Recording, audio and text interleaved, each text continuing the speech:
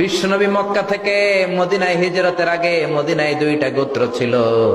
এই গোত্রের মধ্যে 120 বছর ধরে মারামারি। কয় বছর? কেউ এই মারামারিটা বন্ধ করতে পারে না। গোত্র দুইটার নাম হচ্ছে আউস আর খাজরাজ। আউস খাজরাজের মারামারি। বাবা মরে যাওয়ার সময় ছেলের ওসিয়ত করা যায়, নসিহত করা যায়, বাবারে আমারে কোপাইছে তুইও কোপাবি। ওই ভোলা আবার নাতিরে কয় আমারে মারছে তুইও মারবি। তো বংশ পরিক্রমায় মারামারি চলতেই থাকে, কেউ আর থামাইতে পারে না। বিশ্বনবী মক্কা থেকে মদিনায় হিজরত করতে এসে মদিনায় বাসাবাড়ি করে 7 দিনের মাথায় 120 বছরের মারামারি থামায় দিলেন। কি নবী ছিল, মিলায়ে দিতেন। ফাসলিহু বাইনা আখাওয়াইকুম, ভাইয়ে ভাইয়ে মারামারি লাগলে মিলায়ে দাও।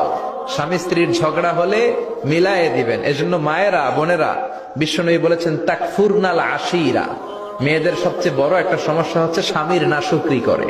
স্বামী দিতে পারলে ভালো, দিতে না পারলে তুমি আমার জীবনে